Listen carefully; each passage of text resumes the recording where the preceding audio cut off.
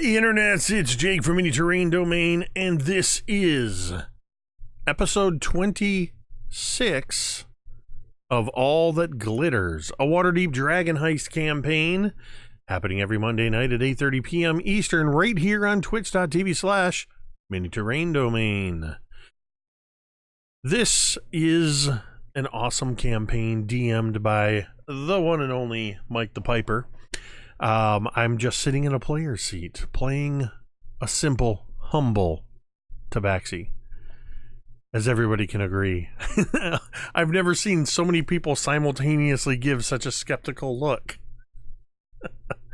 But we are excited to be here once again with you on a Monday to play some Dungeons and Dragons.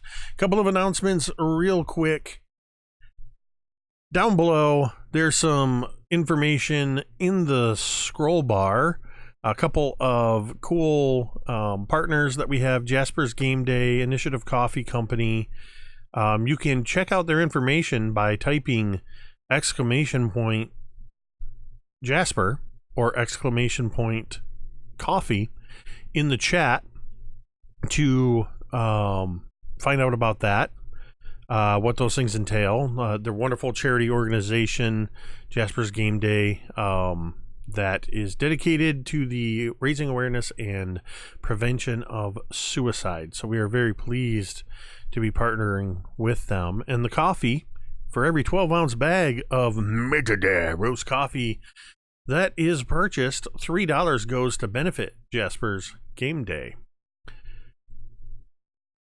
We want you to know that whoever you are and wherever you are, that you are important. If you find yourself struggling, if you find yourself thinking that you're not important and you need somebody to talk to, I encourage you to type !help in the chat. That is our chat command to bring up the National Suicide Hotline, where professionals are waiting to talk to you at 1-800-273-TALK. That's 1-800-273-8255, or you can text 741-741. You matter. We think you matter. And we want to make that number readily available to you if you need somebody to talk to. I want to say a special thank you to D&D Beyond. Though they are not technically an official sponsor, we are powered by D&D Beyond. And you can scroll, or rather mouse over, if you're watching on the computer, you can mouse over the window on Twitch. And on the left-hand side, a toolbar will pop up showing all of our characters, their current hit points, conditions, and you can even click on those to get sort of a index card view of our character sheets, or you can even click the view character sheet to be taken to D&D Beyond and see what our character sheets look like. You can get a little bit of information about us if you type our character names in the chat, preceded by an exclamation point, or you can type our real names in the chat as well, and you can find out our all of our social media links, all that good stuff. Find out where you can find all of these wonderful individuals. Cassie, I thought for a second you had a question. The answer is yes. Domain dice are in play in this game, like many Mini Terrain Domain games. The scroll down at the bottom explains just what domain dice are and how you can provide us, the players, with these domain dice. We currently have 16 of them, represented by the gold dragons below Mike and between Megan and Dwight. The domain dice, or domain dragons, provide us, the players, with opportunities to re-roll d20s or do lots of cool things explained in the chat or in that scrolling bar.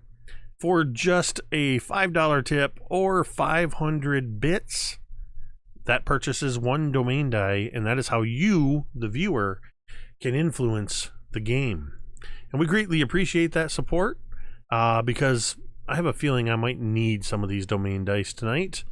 Six might have gotten himself into a bit of trouble, as we're about to see. So with that note, I am going to turn this over to our dungeon master, the Master Lord himself, Mike the Piper. But that's foolish. But oh wait, you're a Master Lord. I'm not supposed to reveal that. Maybe I should change that to Open Lord. no, that's fine. No, mask is fine. I mean, clearly I am not wearing a mask, or perhaps I am. Or are you? I very well could be. I'm actually 2 dragons in a bikini. Anyway, welcome everyone to Monday night. All that glitters is gold. This is our I can't believe it's been 26 sessions already. 26 Mondays. We have been plugging away at this wonderful, wonderful campaign, and I have been herding these 4 cats literally the entire time. And it's been a wonderful experience. This is an amazing module. If you don't have it, if you've never picked it up or played it, I would really, really suggest it. It is an amazing module, especially from a GM's perspective, that is made for brand new GMs to pick up and play. It is extremely concise, very, very well written, and there's enough replayability that I could turn around and grab 4 other players and play again and have an entirely different campaign than what we have here. So I think that's a really interesting, very, very cool way that they have written this module. But not worried about those other ones. We're worried about this one and what these 4 cats are going to be doing. So before we begin and find out exactly how Jake is going to make a new character, we'll ask anyone here if they want to do the recap. Sure, I think I can tackle it. That's what I'm talking about. All right, Cassie, suck it to me. So the group, with the exception of Bevyn, who was making improvements to the inn, we first finished up with the doppelgangers at the tavern, I think the Yawning Portal, I think. Anyways, Bev spent about 500 gold on improvements for the inn, saving about 75 gold. We did have the hoity-toity guy come back and approve of all the embellishments. So we are set for that.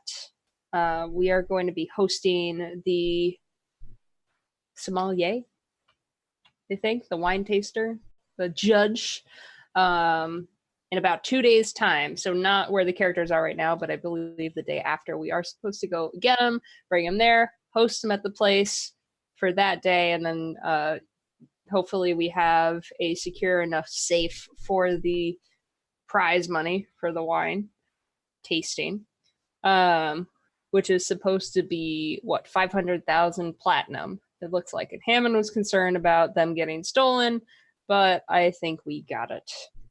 Anyways, we then decided to take the supposed Stone of Galore down to the Silver Lady at the theaters by the docks, the 7 Mask theaters. And after a little snooping around, the back door was open. So we helped ourselves inside, and we got to meet with one of her henchmen, so to speak, who confirmed that it is not the real stone.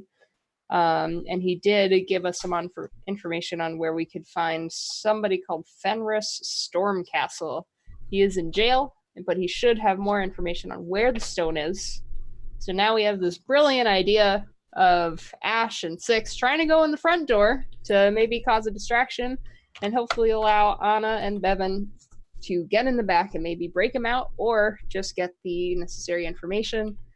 Six made a disguise, but I think it is botched because he has openly admitted to being a magister or pretending to be one. So I'm not sure what's going to happen next. I did admit to pretending to be a barrister, but I have not revealed that I'm in disguise. That is a very important distinction. Okay. Yes, they don't know who you are, just That's that you've been playing a barrister. But they don't. Yeah. I'm not a real barrister. I just play one on TV. And you just keep digging up. You keep digging up, Jake, because you're gonna get out of this hole, buddy. I feel it. Feel it. Yes. So, with that being said, and actually the only other thing, the prize was 5,000 gold, not Gold. not 500,000 platinum. That'd be amazing. Although, Okay. yeah, I was gonna say, hold on there. You can stop me at any time. I wrote it down wrong. No, that's okay. Hey, that's okay. That's okay. Hey, I like your ambition. That was pretty good. And I see where you're going with that. It's like, we're going to buy Waterdeep. We're going to just steal it from our safe and buy Waterdeep, buy the whole city. Kick everyone out. It'll be ours. So if there are no other questions. I do want to point out, we do have an actual lawyer in the chat tonight. Uh-oh. Oh, boy. Oh, boy. Oh, well, there you go, then. There you go. It doesn't matter. I don't need to be fact-checked because I've already clearly shown I know nothing about being a lawyer. Well, that's fair. That's fair. I could have been a barrister, but I never applied myself. So there you go. That's the thing. Stings me deeply. But anyway, so if there are no other questions, let's dive right in. The receptionist stares at you coldly and says, "The guards will be here in 10 seconds. So you have 10 seconds to prove to me, or at least to help me come up with a better reason other than to send you straight to prison."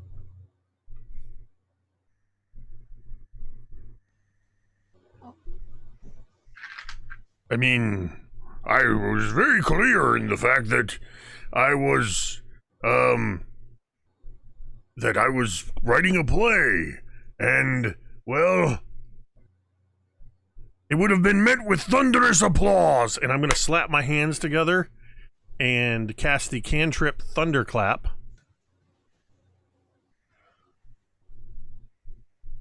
You create a burst of thunderous sound that can be heard up to 100 feet away. Each creature within range other than you must succeed on a Constitution saving throw or take 1d6 thunder damage. And it doesn't look like I can aim this. I was hoping to kind of like clap downward. So my intention is to use this as the distraction to get several of the 9 hells out of dodge. So my plan is Thunderclap, run. And I'm going to use my feline agility, which allows me to move twice my speed. Now,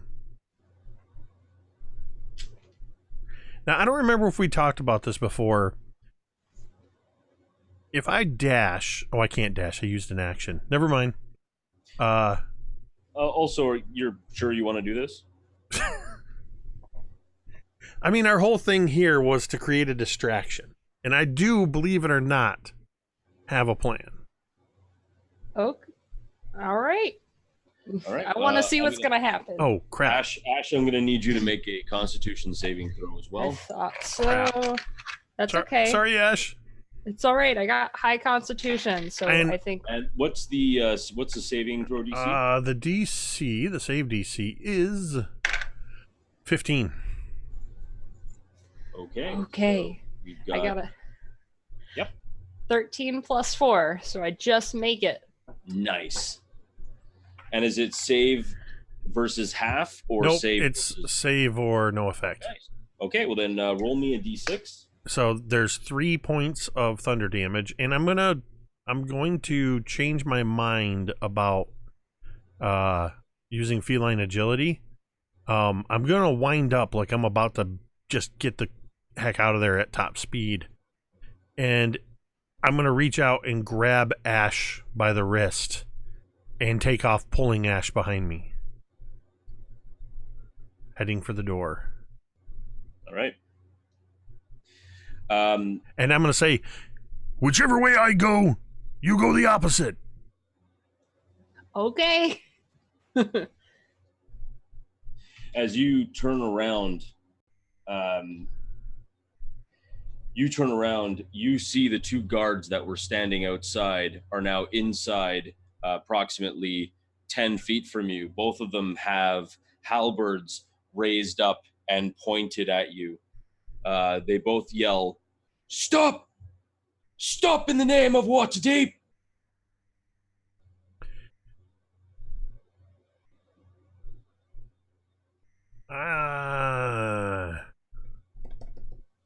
They're between us and the door. Yes, they are. And there are two big burly guards, both brandishing halberds, pointing the business ends at you. Are they in the door or are they inside the room? They're inside the room. They're about 10 feet from you. Okay, so my God. Oh. I mean, at this point, I've already lit the fuse. I'm just trying not to burn Asche with it. See what you did there, by the way. That's good. Okay, so this time I am going to I'm going to instantly sort of shove Asche to the side, and in doing so, I don't know if I need to touch. I do. As I shove you to the side, Asche, I cast invisibility on you. Oh, sweet. And I'm going to mark that I just cast that.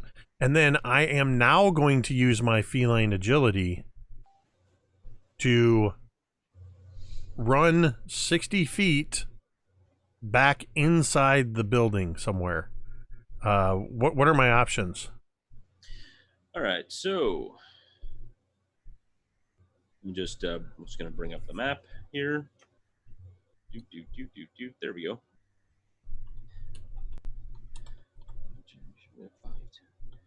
So you could run right past the reception desk. You'd have to kind of skirt around the reception desk, and you'd make it like right to the walls behind, or you could turn the corner because you can see that there's like kind of it jogs to the left. However, oh, you know what? I might have just screwed something up for myself. Yeah. pretty much. Because, dang it, stupid low intelligence, Jake. I mean, 6. So I forgot that disguise self. Oh no, it's not a concentration. Never mind. I did not screw that up. Thank goodness. However, the 2 guards, which seeing you shove and turn someone invisible or make someone disappear, they don't know what happened. As you turn and run, they both have attacks of opportunity. Yeah, because they have reach weapons, don't they? They sure does. Can you fail English? So, first one, that's going to be a 10 to hit. And that will miss. Yeah. Second one, oh no, that'll be a dirty 20 to hit. I'm gonna burn a domain die, 2 domain dice to make you re-roll that. All right then. Let's see. So that's, we're at 16, so we're at 14 now. Correct. Well, sorry, the dice aren't working properly.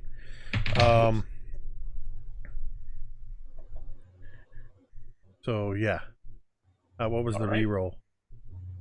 Reroll. Oh. The 14 to hit. Dang it, still hits me. Okay. It was worth a shot. Hey, it was. You know what? It was totally worth a shot. Yow! And then You will take 8 points of slashing damage as the halberd comes like down and strikes you.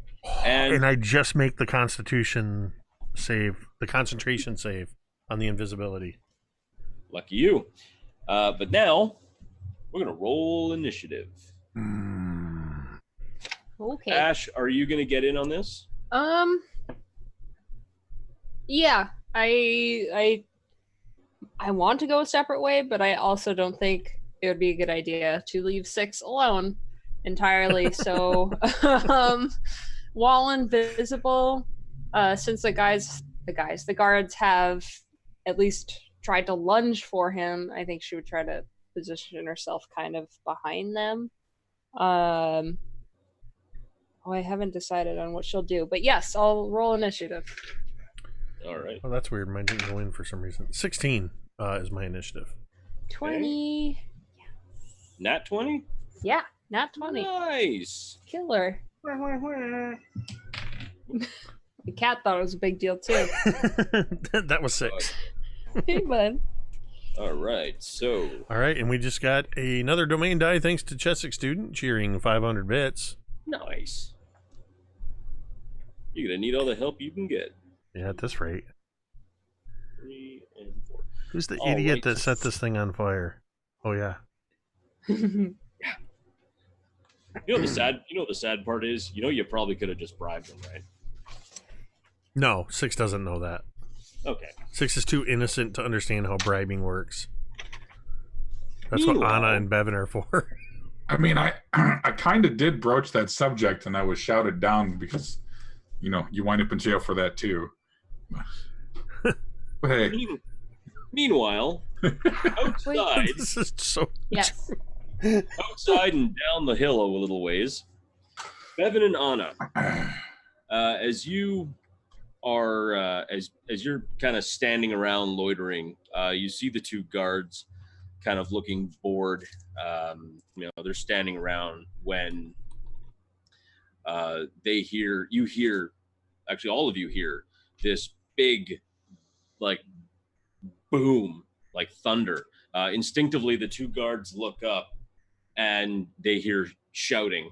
You see the 2 guards unlock the side door, open it up, close it back up again, and then lock it. 6. I just look at Anna and I kind of nudge to the door. All right. I guess now's as good as time as any. Hopefully he doesn't set anything on fire up there. She's gonna go and try to... So, can the guards see out the door, or is it just closed? It looks like a solid door. That you can tell. Okay.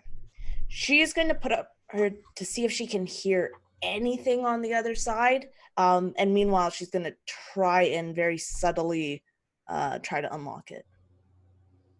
I will help. I'll cast help for the unlocking. All right. Do so with advantage. All right. So with advantage, that is a 15.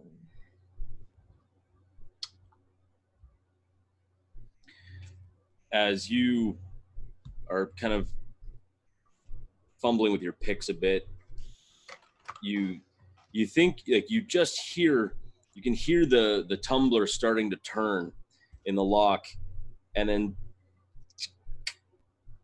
you could hear the tumbler disengaging and the lock coming back in. Just doesn't, like, you almost had it, and then the lock fumbled back in. All right, so I'm going to go up to the very top of the round. Ashe. Yes. Okay. So since I'm currently invisible, the guards might have an idea of where I am, but or at least where I last was. I would like to go behind them, and the first one who missed, I want to cast Produce Flame and maybe set something of him on fire.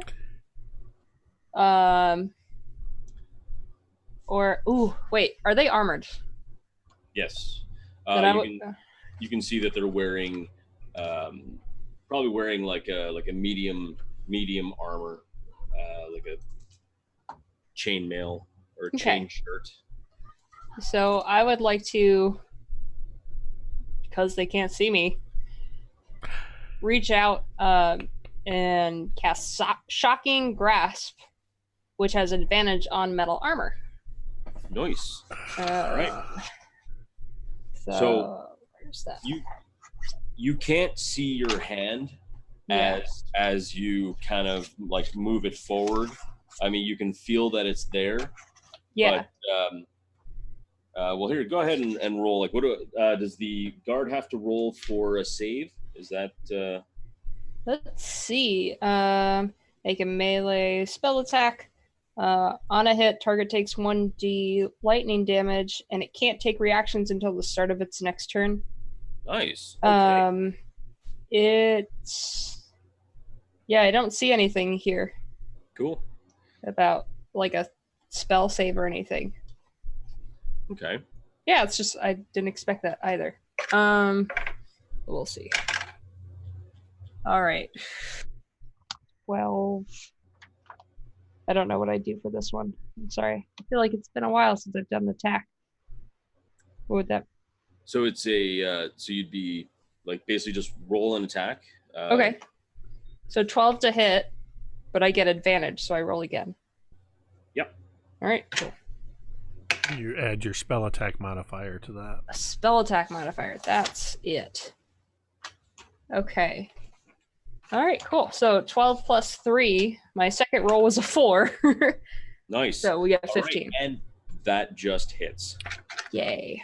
Also, yeah, you can now see your hand beginning to materialize and the rest of your body materializing as the invisibility spell has failed because you made an attack. Oh, I didn't know. that was the hardest I've ever had to bite my tongue against metagaming. I had no idea. And unfortunately, it was on that day that Jake bit his own tongue. Oh. Okay, so that was only a 6 damage, 6 lightning. All right, well that's still pretty good.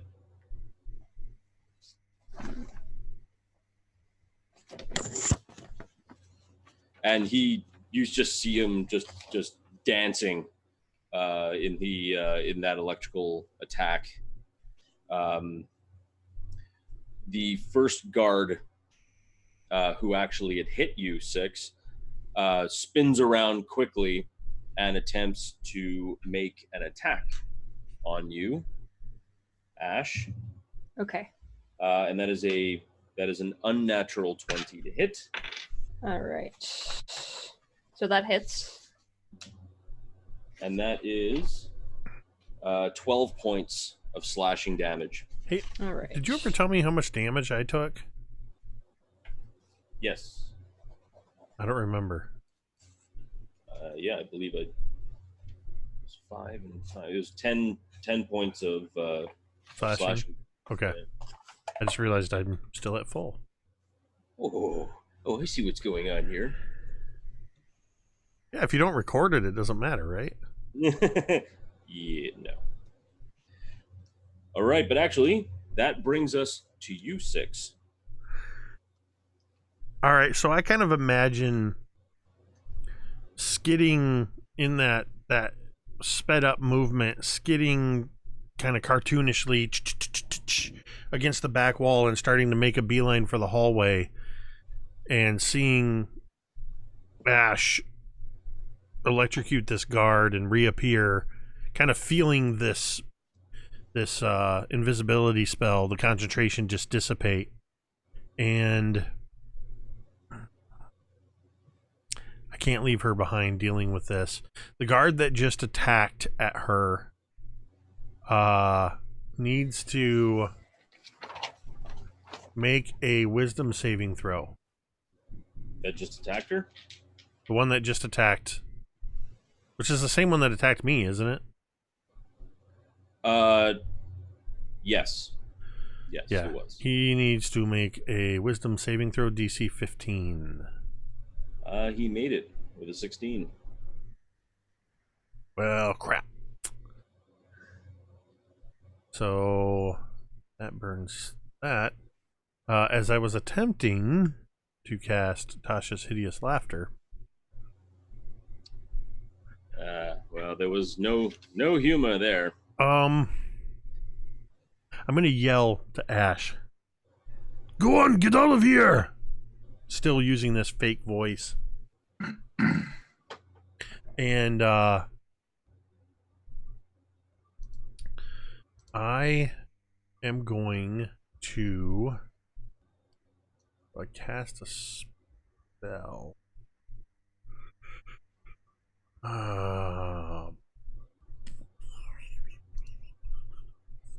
All right, I'm gonna tell her to go on, get out of here, and I'm going to run back towards the guards and sort of stay about 15 feet away and do one of these like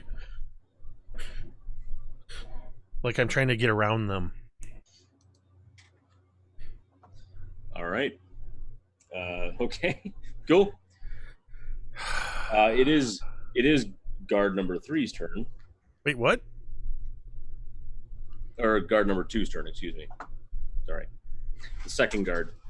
Yeah, guard number 3 and 4 haven't gone yet, but don't worry. We'll bring them in as well pretty soon. Guard number 15, what? Oh, no. They haven't heard anything yet. You're fine there. Yeah, you're fine. You're fine. So, guard number 2, the second guard that you've shocked, Asche, basically kind of gives you one chance. He holds the halberd up to you almost right like the point just under your chin and tells you to surrender or die. All right. He's using that as a free action. Got it. Okay. So Asche is a little uncertain. Well, actually, she's terrified. A little uncertain. What am I talking about? She didn't expect this to happen. Oh, crap. Okay. Oh, no. All right. So I think that she would just slowly raise her hands and submit. All right. The guard is staying on you right now. Okay. And that brings us back to the top. So you have surrendered. The first guard, the other guard, I should say, points his halberd at you, 6, and gives you the same last option.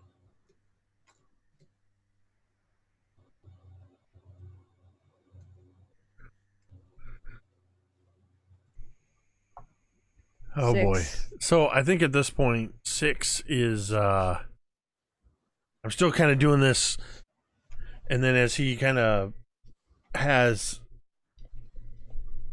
Asche completely surrendering, I'm gonna kind of and then I'm going to take my top hat and just go take a bow and just stand there like this. I'm surrendering. Oh, I thought I for a second I was going to I'm cast like, a spell. No, I thought you'd be like fisticuffs like Marquis de Queensbury rules. Not like you were this. still Hey. I'm like, okay. I mean, we can do this. No, I've We'll go for it. avoided making any combat attacks against these guys. I'm hoping they'll remember that. Well, see, you'd think, and that was a good point, with one small exception. But me. Remember when you cast Thunderclap Oh yeah. and you injured an official and you kind of hurt 2 guards a bit and you hurt a civilian? Anyway. I don't have any memory of this. That's convenient. So, you hear as you're standing, like with your, in surrendering, you hear guards coming up behind you. 2 of them carrying a long sword and shield each. You hear the first guard that's holding you looks incredibly angry, and he says, "Take these both down to lockup now." So guard grabs each one of you, and they begin to kind of shove you down. And as they walk, they are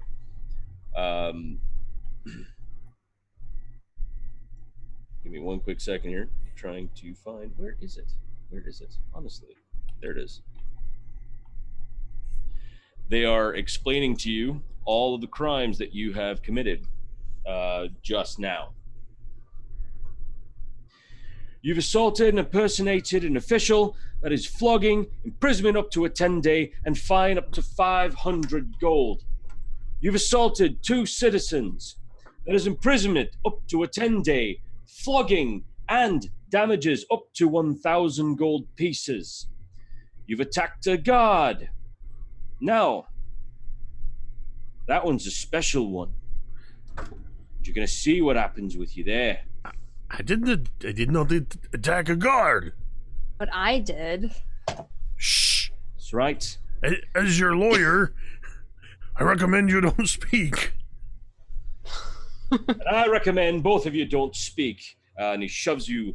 They both shove the 2 of you down. No, wait. I can explain. Right, and they keep shoving you down. I'm on official business for the Harpers. They both laugh. No, seriously. Yeah, sure you are. Okay. I can prove it. They stop at they go down the stairs. They kind of stop what looks to be in a large area. You see a door, and you see what looks to be like several cells down the doors. They begin taking any weapons, everything off, putting it all into what looks to be kind of wooden crates, setting it off to the side. Your weapons, your armor, everything, they've taken it all. You've been handed 2 what looks to be like threadbare, rough spun kind of onesies, and you are unceremoniously. Can I make a sleight of hand check to try to pull that Harper button that I have? Yeah, go for it. While I'm removing my clothing, boy, this just feels like a super important roll. And that's why I'm not going to use that die. And me too. I want to do a sleight of hand. Sure, what are you trying to snag? That's an 18 on the die with a +5. That's a 23. You nailed it. Actually, here I'll even triviously roll for this guard. I know you nailed it. Reaching and very, very gently or gingerly just snagging the button off with a claw. Ding. With a ding. You palm it. And what are you trying to grab, Ash? I want to grab the little clay nuggets that I keep on hand usually in my apron. All right. Make me a sleight of hand check. All right. I got a dirty 15. Maybe. Hang on. It's nugget. Yeah, I have. I know what you mean. A lot of nuggets. Just phrasing. Yeah. That's all. You managed to grab one. Okay. Awesome. Just one small piece before the guard kind of slaps your hand away. All right. So, Anna and Bevyn, how are you? How's things? Anna is going to. She kind of swears she's going to ruffle around in her thieves' tools a bit, choose a new pick. And she's also going to. She's just very absentmindedly going to feel for a mask that might be there. She hopes. The mask is not in your pocket. No, at her, she's gonna Oh, yeah. Yep. She's gonna see if it's there. She's very hopeful. Sure. Thinking about the mask and kind of hoping for needing it, you can feel it. Like you can feel it kind of like just slip up your skin and kind of just go over the front of your front of your face. You are a lot more stealthy now than you would be. So just for the interest of rolls, when you roll for stealth, just add a +1 to your stealth roll already. I don't know if if Bevyn. At night, you would add a +2. Oh, that's so cool. Yeah, and I think even Anna would even say that under her breath. I don't know if Bevyn would hear it. She's like, "Oh, that's so cool," and she's like taking her thieves' tools. She's going to try again. This lock is a bit sticky. No. Well, why don't you and I kind of point out a couple of ideas, and I'll help again on this attempt. Okay. All right. This one's for all the marbles. Awesome. All right. So that's a 19 on the die. Nice. Which is 25. Yeah. So this time, no trouble. Just you realize where you made the mistake and just opens right up. The door unlocks the tumblers. Give me 1 second. I just need to check something. Your passive perception is 17. Is that correct? Yes. 17. Yep. As you hear the door, like you hear the lock disengage, you hear something behind the door, like it's like a muffled sound, and you hear a voice, but you can't tell what it is. If you want to make a perception check, go right ahead. Yes. She would also signal to Bevyn as soon as she hears a noise. And that is a 24. Okay. You very hear clearly. What was that? Sounded like a lock. Go check it out.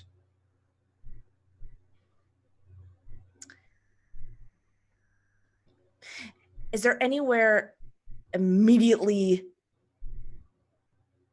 Actually, I think she is going to literally just press herself against as close to the door as she can so that when it opens outward, does it open outward? It opens inward into the building. So when whoever opens it up, it opens in, not out. Ooh, okay. Does she see anywhere like to hide? You can see what looks to be a gutter, and you see a rain barrel. The rain barrel is currently like fairly full, but that's nearest to the door.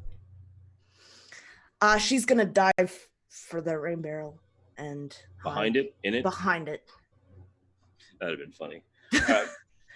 So yeah, you zip behind. Make me a stealth check. Don't forget to add the +1 on top of your already +67 to your stealth. How about you, Bevyn? What are you doing? Yeah, so I'm going to be just kind of right behind. So if I see her dive behind the barrel, and was there anywhere else that looked like on an initial glance that looked like it might be a good hiding spot? Or just the one spot? I mean, other than the barrel, there's like there's still like a fair few people walking around this area and just, so I mean, you try and blend in. Possibilities, you could try and like just run off or hope that, Okay. Is there anything nearby that looks like it might be guard paraphernalia, clothing, anything like that, a locker room area that I might be able to? I've got a disguise kit. I'm just looking to see if there's a place that I could change into a guard attire. There's not. No, there's nothing no like that. Okay. Yeah. Then I'm gonna follow Anna and just head in that direction and see where I can continue heading in to see what I can do as far as being stealthy and finding places to hide. All right. So you're just going to take off. No sooner do you take off and you do the voodoo that you do, which I need a stealth roll for. Guard unlatches and just basically opens the door. So I got a 19. Yeah, and you're good. That'll be a domain die. A domain die. Yeah, my stealth roll. It is a 21. Nice, same thing. You just see like seamlessly blend into the crowd, and there is virtually like, the guard kind of looks, and Anna, you hear him shout back inside, "I thought you locked this." "I did lock it." "Well, it's unlocked." Twat. Boom, slams the door and you hear the lock engage again. Is there any way that while he's talking and while the door's open, Anna wants to throw a bell that she has in her? I don't know, it just says bell. What? A bell? A bell. Yeah. You have a bell? Well, it comes in the one of my packs. Adventuring gear. Oh. Okay. I mean, okay. That's interesting. Where do you want to throw this bell? Further out, like away from the door. Like beyond where the guard is, hopefully to distract him somehow. Because the guard is standing just inside, kind of opens the door because he thought he, heard someone fiddling with the lock. So he opens up and kind of just like looks around to see like what was that noise. And so you want to throw the bell like into the street? Yeah, I guess not, because there's already people. Never mind. Okay. Mm-hmm. Fair enough. All right, now in the meantime, Six and Asche, you are both unceremoniously dumped into separate cells.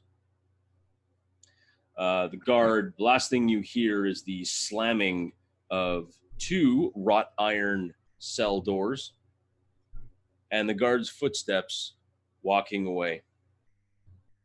As the guard is walking away, you can see him kicking another cell. "Sleeps for those who keep the peace, Storm Castle," and keeps on walking.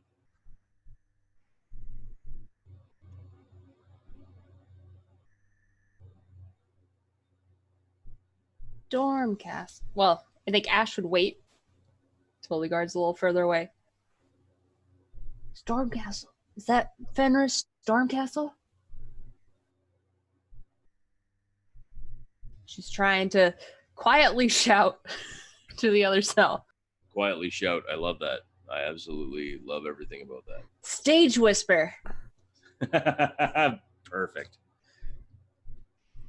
You hear kind of a very growly voice. Hey, who wants to know? I would look at Six if I could. Yeah, and I kind of whispered towards Six's cell. Do you want to tell him? Do you want to ask? Look, if I'm being entirely honest, I kind of got caught up in the role as the barrister. I kind of forgot what we were supposed to ask this guy. Oh my goodness. We're trying. Fenris. Yes, Fenris. He's over there, and Fenris, and she calls back out to him. We were trying to find a special stone that you might know of that the Silver Lady's interested in. I bet you everybody wants that stone. What's so special about it? It leads to one of the greatest treasures in the entire Sword Coast of all of history. I'm not from around here, so I wouldn't have guessed. And that is exactly why we need to find this stone. We are working for somebody whose interests are in securing the stone and protecting that which it leads to. Oh, is that so? Look. Unless you're working with me, I would say that you're working against me now, aren't you? Well, you don't exactly seem to be in a position to do anything with it. You don't seem to be in a position to do anything about it either now, are you? I heard that ruckus you made upstairs. You think you're really going to have people coming to let you out? Eh? How do you know that our whole purpose wasn't to get in here just to talk to you? Well, that's the stupidest idea I've ever heard. And yet here we are talking to you. Just like we wanted. And you're gonna get flogged. And a big punishment. And you're gonna be under arrest. Maybe, maybe not. Sometimes it pays to have powerful friends. I thought I had powerful friends too. Look where I am now. And what happened to you, Fenris? I think Asche would just try to appeal to maybe empathizing with them to see if maybe we can get them a little friendlier, a little more open. Well, I was jumped, wasn't I? And I was betrayed. Thinking I was betrayed by one of the Far who were looking for it. Yeah. I know the Xanathars have been on me arse trying to get it. And I figured that if I gave it to the Xanathars, it would buy my freedom from Waterdeep, but it didn't work out that way. So they took it from you? I don't know. Well, they didn't have a chance to. What do you mean? Well, I wasn't just going to hide it in me home, where just anyone could break in and take it, now would I? That makes sense. Of course it does. This isn't my first major theft. I used to be somebody high up, somebody important. Used to be a good highwayman. Was one of the best. You know, I even stole from one of the current advisors to Laeral Silverhand himself. How did you fall so far, Fenris? You were a mighty man. Nah. Everybody's always against. When you're at the top, everyone's always hungry for that piece. They want the biggest piece, biggest cut of steak, the largest supply of gold. Could I want to try and cast Detect Thoughts on him. All right. I'm gonna look at the book though to see if I can actually do that. If she has to be able to see him or not. But she needs a component. It's not a component that I see that I have. True. You don't really have much of anything other than a chunk of clay. Unfortunately, there's not enough copper in that to be a copper piece. Crap. Okay. No, but that's clever. That's really clever. My idea was to have him talk about it so that she could potentially see those thoughts. Crud. All right.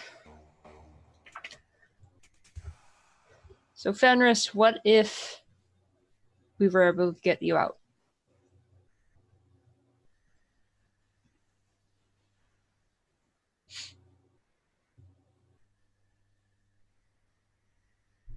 What do you mean? What if we were able to get you out? How would you get me out?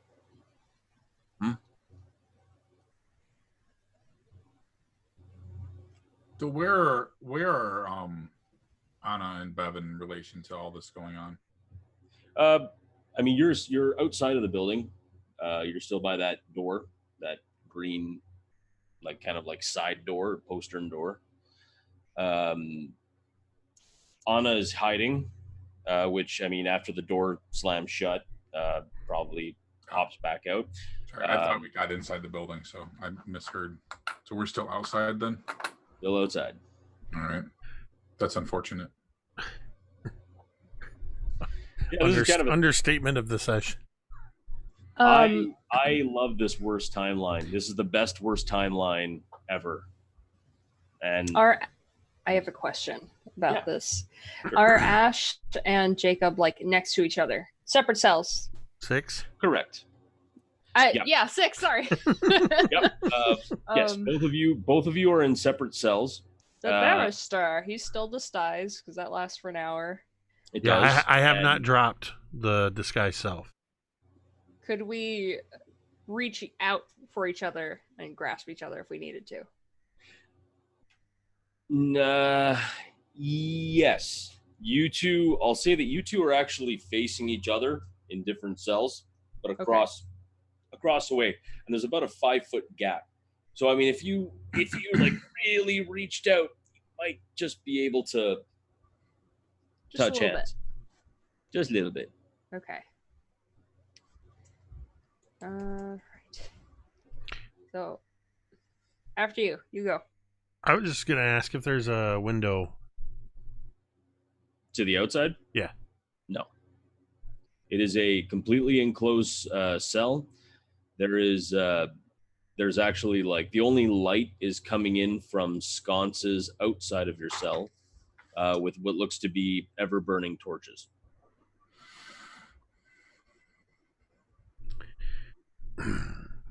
Okay.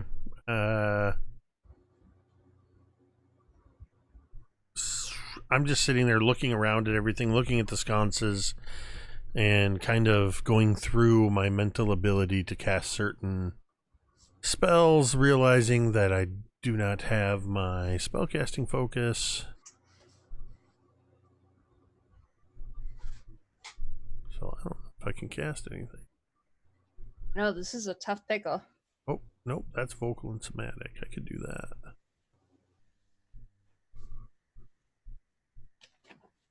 Well, I don't know what you are thinking, Asche. This didn't quite go how I was hoping it would go.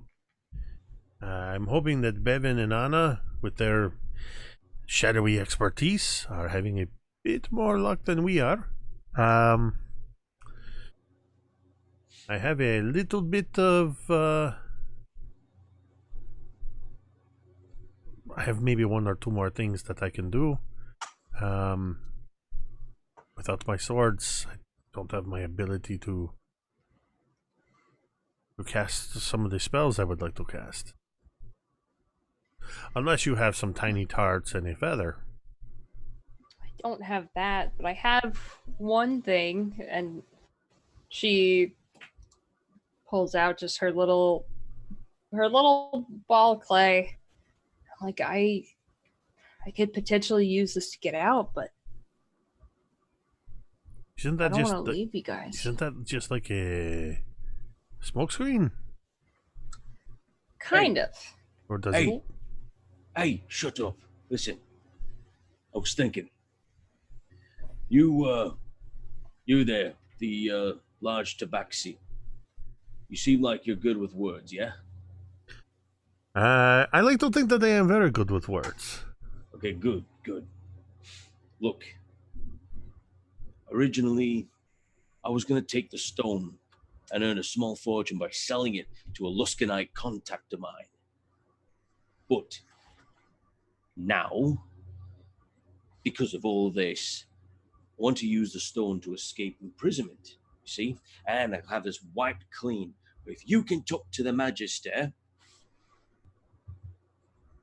because you're better with the words, then maybe you can help me. You help me,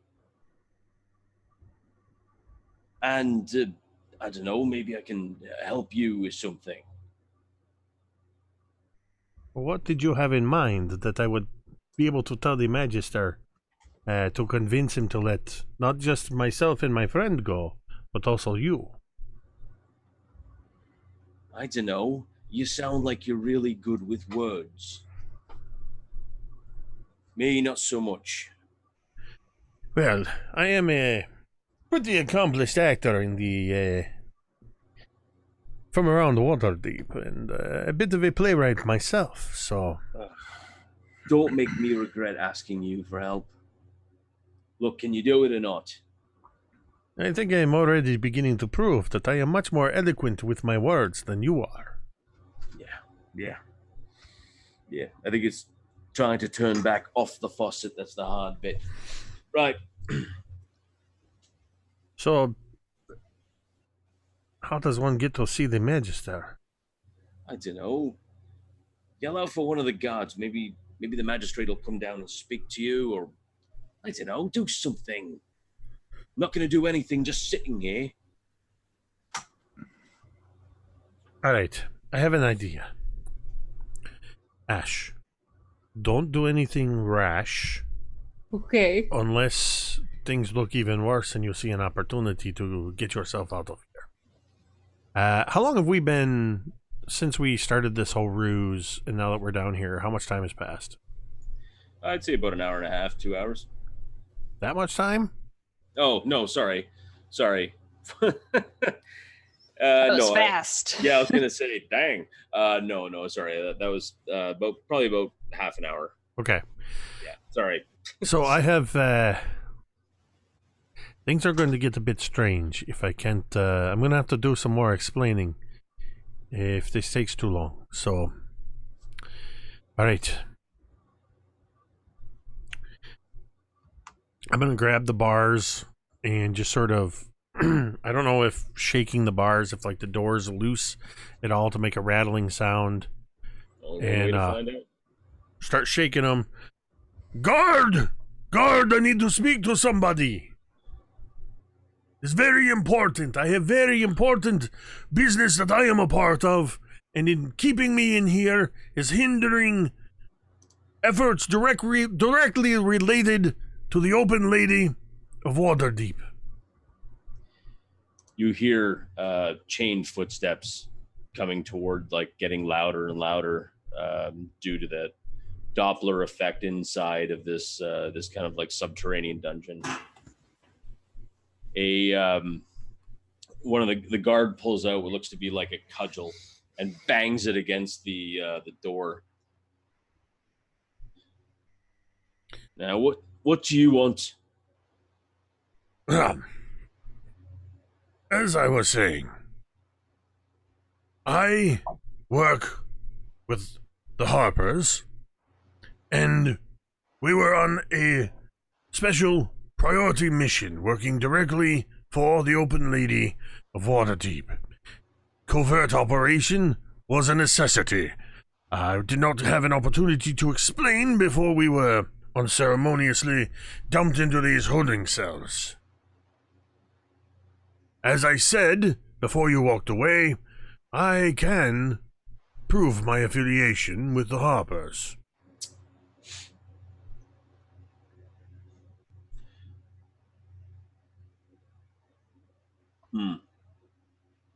Make me a persuasion check. Don't fail me now, die.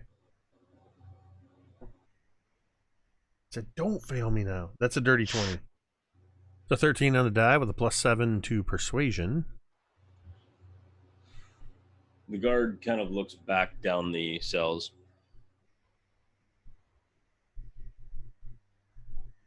All right, hang on. Here's what we'll do. I'll go grab the magistrate, I guess. She'll know what to do. Actually. Okay, good. He kind of stops for a moment and says, "Are you a magicka?" Yes. Can you cast spells and To all a that? small degree, yes. What do you like, sorcerer or something? Nothing so pedestrian. All right, good. He unlocks, opens up the door. Step forward.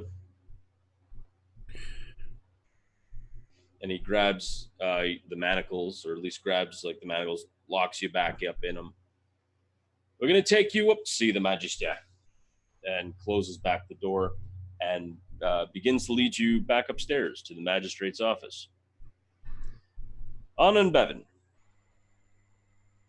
Guys just decided to say screw it, go to a pub, sit down, have a few pints, relax. It's like, you know what? These two have it. They clearly have got this. Kind of feels about right to me. There you go.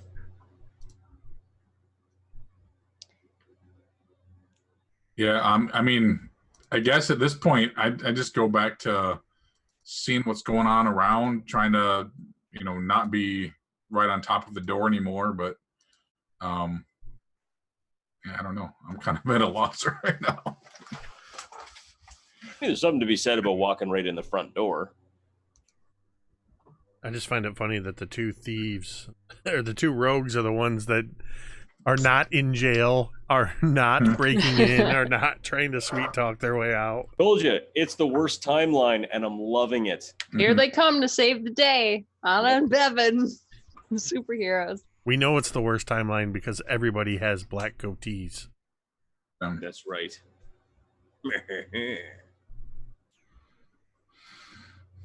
Yeah, I don't think Anna and Bevyn would ever even, at least Bevyn, it would never cross his mind to walk in the front door. Like, that's just not in his nature. So he's going to be trying to see if he can spot any other way to get into this building at this point. Yeah. All right. I think Anna would help. Sure. Look.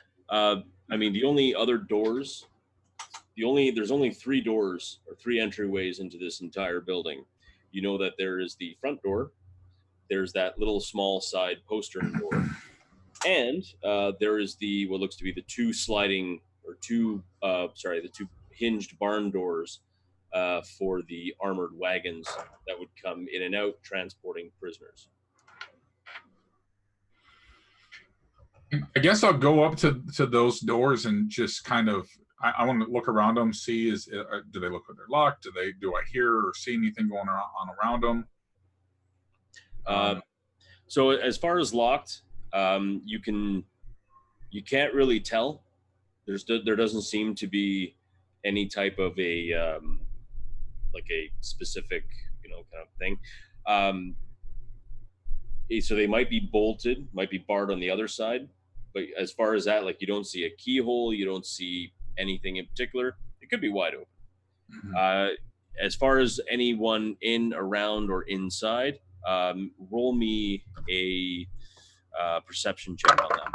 And Anna, if you're going to help, you do the same. 11. Did you get 22. Dang. You hear footsteps, Anna, from just behind the door, shuffling. Sounds like mailed feet or boots. Seem to be walking around. You can also hear like the kind of sighing of some horses. So there's a chance that there's probably a wagon or a carriage in there. But you do hear like people stomping around in that general kind of area.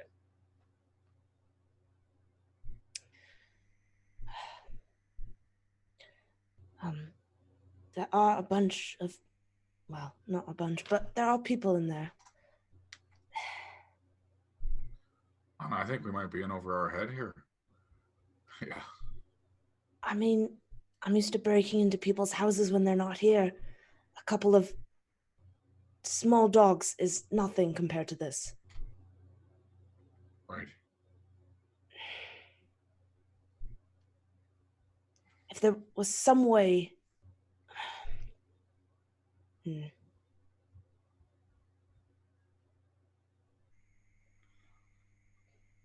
Well,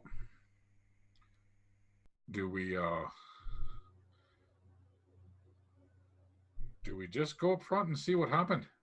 See if we can get an eye for where our friends are. You mean go up front and where the guards are? I mean, it's not what I'm used to doing, but we're not getting in here in the middle of the day like this. I mean, we're lucky we didn't get caught going in that door. But let's just go up there and see if we can see what's going on. And I'll start heading towards the front. All right. I guess I'll. Oh, go ahead. Sorry. If there's any opening, I'm gonna take it to get in. Right. I'll do the talking, you do the looking. And I'll head up to the front. All front right. door. You see the two guards. One of them looks a little bit worse for wear, kind of twitching a little bit due to getting a shocking grasp. They both kind of eye you warily for a moment, and then just kind of look ahead. As you walk in, you see that the place is empty, with the exception of one receptionist who was busy kind of like dabbing dried blood from their ear as they were kind of at ground zero in a thunderburst. So I walk up and I just kind of look at him. It's like, shite. He's been here, hasn't he? Oh. Big, silly looking, kind of old looking cat man. Real annoying. You know this Tabaxi? I hate to say that I do, yes. He's an artist friend of mine. He's an artist. Yeah, he's working on some sort of play or something. Well, thinks he's a lawyer, a barrister. He caused trouble, didn't he? Him and his compatriot attacked me, attacked a guard, attacked two civilians, resisted arrest, almost killed someone. Look, I know he causes a lot of trouble, but he doesn't mean harm. He's kind of stupid, but he wouldn't do that on purpose. I'm sure he just got out of hand. Is there He grabs the cloth kind of that he was like using to dab up his blood. Oh yeah, I can tell he's a real kitten. Look, and I point to Anna and I'm like, Anna, show him your scar. You've got one, I'm sure, from being stabbed, being shot. Yeah, I'm sure Hannah has many scars. One or two. Yeah. She just kind of like rolls her eyes and just kind of like shows her shoulder, which I think would it's probably from a run-in with one of those small dogs. Is it, he hurts people all the time. He gets out of hand. He's always climbing on stuff and blowing things up and causing trouble. He doesn't mean it, but he just gets carried away. Look, well then, it's a good thing he's in prison where he's not going to ever bother anyone again. And if he's prosecuted to the fullest extent of the law, he'll never bother anyone. Period. Because he'll be hung. Look, I know he screwed up proper, but he's just dumb. I don't like him any more than you do, but look, is there any way I can just make this right? Take him off your hands and I'll take him far away from here and you'll never see him again. He's committed crimes against the city. There's nothing we can do. Nothing? You can try to speak with the Magister. You could probably see her tomorrow. Midday. Although... Is there any way? And I kind of just like jingle my coin purse slightly. Is there any way that I could see the Magister sooner? Well, if you were to pay a quick fee, I'm sure we could move you to the front of the line. Is that a 5 gold fee? Oh, that would be a tomorrow morning fee. See, so if this you is wanted like a right now fee, that would be like a 10 gold fee. The 10 gold fee is the right now, but it kind of goes further the less you pay. You know how it is, bureaucracy. Am I right? I'll pull out 15 gold pieces and I set them down. That's a right now fee, and look, I'm just trying to help my friend out fee. As you put it down and you look, you don't even see the gold there. It just disappears. Give me a moment if you'd like to have a seat, and I'll be right back. Stands up and walks over. Comes walking back like almost right away. Please come with me. Apparently the magistrate is seeing your friend right now. He leads you to what looks to be like kind of just around the corner to the left, and then probably down about 30 feet, opens up these two very beautiful double doors, which looks to have like scales of justice kind of intersposed with the Waterdeep, the coat of arms. Opens it up, and you just see nice wooden benches, not fancy, but nice wooden benches, stone floor, kind of a high desk where this very like small old woman is sitting. She seems to have like a resting grin, even if she's sitting there, she just seems to have this very pleasant like little grin on her face. And as you walk in, so too does Six, at least in his form. He's being kind of not manhandled, but definitely not walked gently by the guard. He kind of stands there.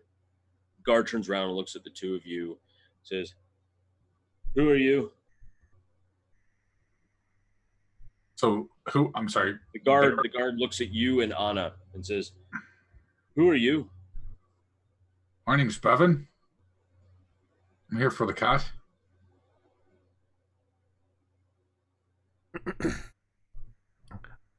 Right, take a seat there. And he kind of points to a bench, like, right in front. And you, he looks at you, Six. You stand right here. Magistrate, is this close enough?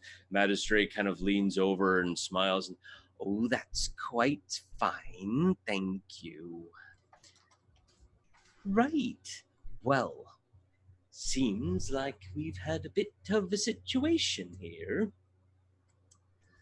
Now, what's your name? And leans over to you, Six. I'm going to preface this by saying that as I'm talking, I'm going to be speaking in my most calm and measured voice, and I am not attempting to deceive or, I'm not trying to use deception in any way. I'm trying to be very charming. I'm remembering a role of inhabiting a very elegant noble. And so I just wanted to preface that. There's no intent at deception here. So, are you, but like... I'm still in my disguised self. Yeah, I get that. But I mean, are you actually saying, like, well... Let's go with the name thing first. Let's start with that. Right. So, Your Honor, my name is 6 Days into Summer, and That's a lovely name. if you will allow me, because I want no pretense of deception, as I intend to tell you everything about why we are here. Oh, good. Good. We admire the truth here in the courthouse, so go on. as I bow my head in acknowledgement, my skin or my fur changes to the gray Maine Coon fur. I seem to grow thinner and about 6 inches taller as I drop the disguised self. All right. And I look up with my normal green eyes. Your Honor, as I said, my name is 6 Days into Summer. And it was with the utmost honesty and earnestness that I was telling the guard that myself and my companion here were on a very important mission in which a bit of subterfuge and secrecy was most important. It was never our intention to cause any harm. I'm afraid my companion, as I glance over at Asche... Oh wait, Asche isn't up here, is she? I don't think I'm with you So I guys. kind of nod my head back, just in the direction of the jail. My companion was a bit overzealous, as she did not fully understand what it was, the full ramifications of what we were doing. But I assure you... Wait. I'm sorry. There's another one. Is there a fourth one? And the guard's like, and the guard nods. Well, go get her. Go get her. Wait, a fourth one? Your Honor, if I may, there is actually another, besides my companion, in your cells that this is most pertinent to. I refer, of course, to Fenris. Fenris Yes. Stormcastle. Well, what about him then? Well, it seems he is rather at the center of this, to drastically understate it, this kerfuffle. What do you mean? He was the target of our covert operation. He is the reason I came in under the pretense of being his barrister, in the hopes that I could speak to him.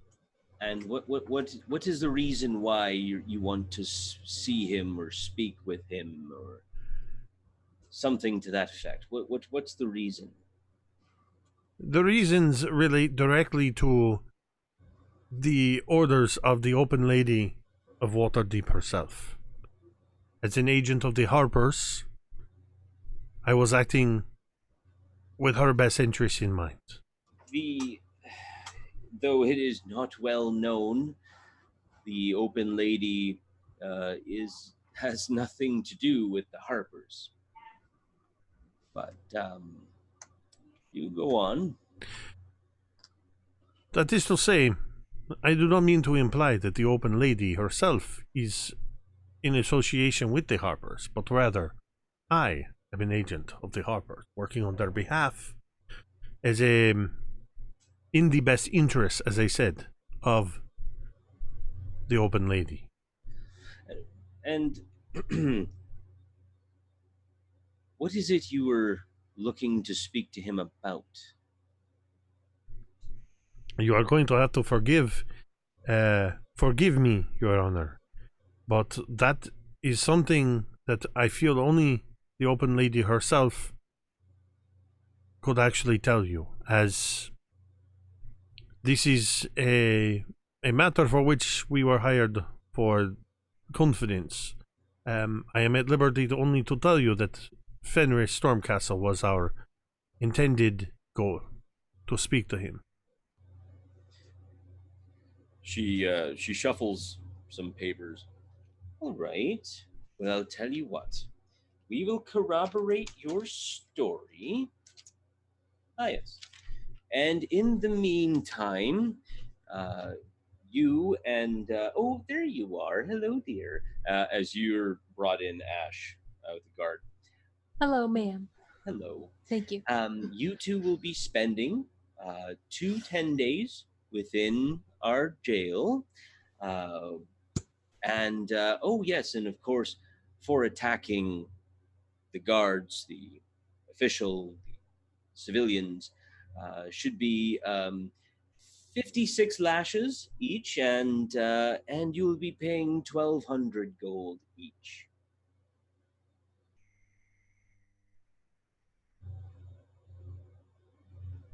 Unless there's a reason. Unless there's a reason in which you need to speak with him, in which case I will gladly grant you. I glance around at the others just quickly, and maybe as my eyes match with Bevyn in the room, I just give a slight shrug. Your Honor, I will tell you the reason for which we need to speak to Fenris, but I do so not entirely willing to divulge the confidence placed in us by the open lady, but also, to be perfectly honest, not wanting to incur 20 days imprisonment and 56 lashes, and so is it just her and the guards? How many people are in here besides us? There's one guard. Do you trust this guard, Your Honor? Yes, of course. This matter concerns the legend of the disappearance of a treasure of incredible worth. And an item known as the Stone of Golar. The Stone of Golor. Okay, well that sounds a bit ominous, but so there's a hidden treasure. This is a treasure hunt. It is an attempt to prevent the treasure, which is proving more and more to be a reality, from falling into the wrong hands, namely that of the Zentarum or the Xanatars, or any of those other nefarious organizations.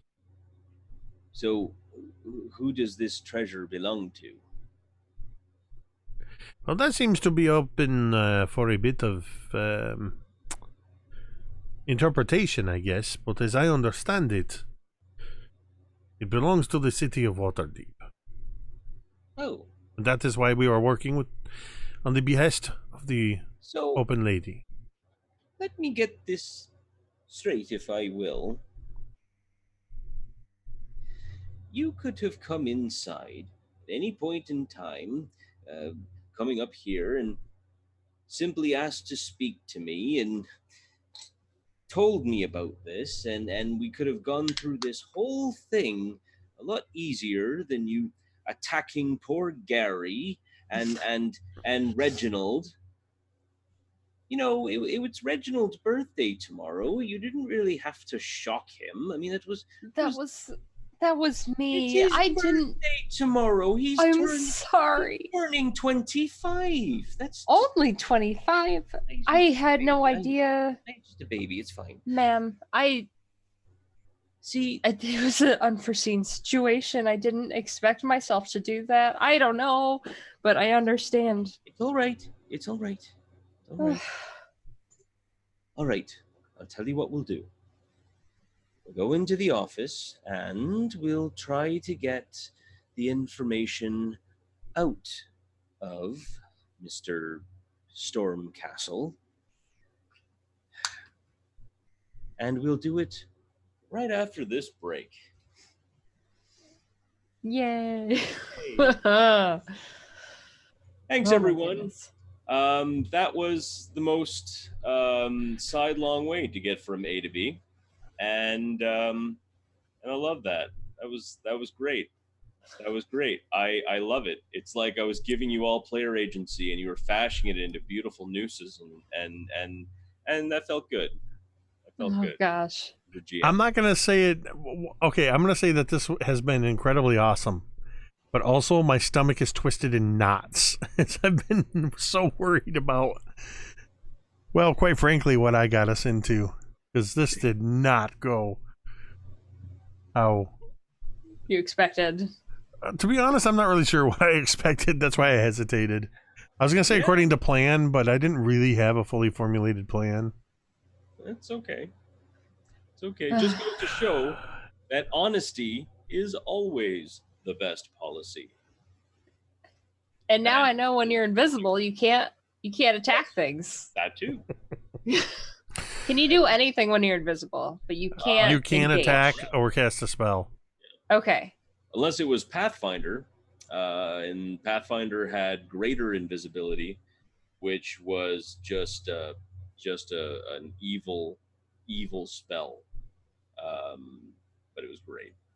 But anyway, I'm going to turn it back over to the person who does all the cool channel stuff, that fella right there. And we'll see you hipcats in about 10 minutes and 12 seconds. I think it's going to take about 12 seconds to kind of get the... Yeah, ish. 5th edition does have greater invisibility, by the way. Oh, right on. There you go. Learn something new, too. I just don't know it yet. Also, well, don't thunderclap indoors. well, yeah, I need this break to kind of get my blood pressure down. I've never been so on edge. I felt like I was back in the principal's office, quite frankly, with much more severe ramifications. I will think about this during the break. We're going to take a 10-minute break, as Mike said, during which there will be some video promo playing. Please stick around for the 10 plus minutes, and we will return after this. Hey internets, it's Jake from Mini Terrain Domain, and this is The Intermission. Mini Terrain Domain, or MTD, is a channel dedicated to the love of and participation in the world of tabletop role-playing games. Whether we're designing encounters or miniature terrain, building worlds or dice towers, or just playing games, everything we do here is because we love this amazing hobby. That is why the mission statement of Mini Terrain Domain is simply imagine, build, play. If you like to watch live play or actual play D&D games, you can do so at twitch.tv/Mini Terrain Domain 3 days a week at 8:30 p.m. Eastern. On Sundays, you can join us for Cult of Personality, a long-running campaign set in the Tomb of Annihilation adventure setting. On Mondays, you can join us for All That Glitters, a Waterdeep Dragon Heist campaign guaranteed to be epic proportions. And every Thursday night, you can join us for Dawnbringers, the Forge of Fury.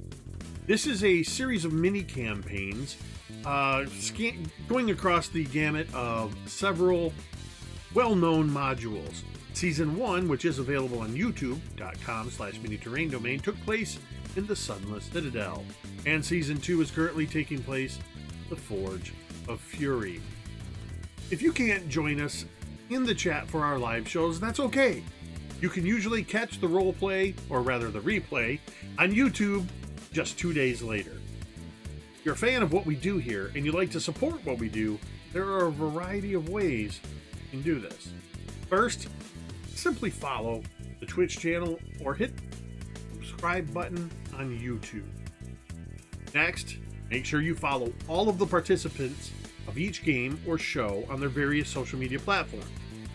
To do this, if you're watching live with us on Twitch, you can simply type an exclamation point and that person's name into the Twitch chat, or on YouTube, you can look down below the information bar and all of their links can be found there.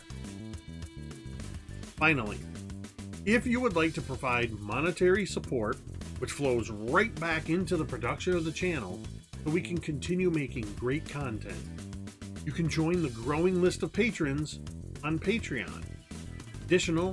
Additionally, you can also use Ko-Fi or Coffee to buy a coffee or two. I like coffee. But the absolute best way to support the channel is to follow and subscribe on Twitch and YouTube and join us in the chat. If you have an Amazon Prime account and you link it to your Twitch account, you can subscribe to one channel per month absolutely free. No matter what you decide to do, we are just happy to have you here.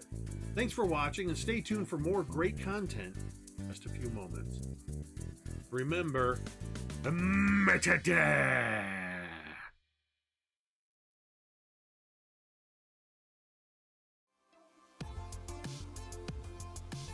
Hi everyone, I'm V and I have the YouTube channel The Crafting Muse.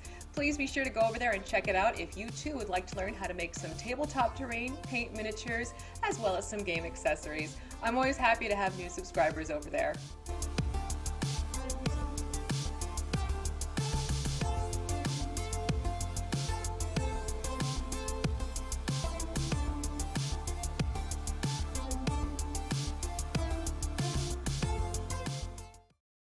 Learn the ways of the Game Master, the Dungeon Master, and delve into the minds of the players.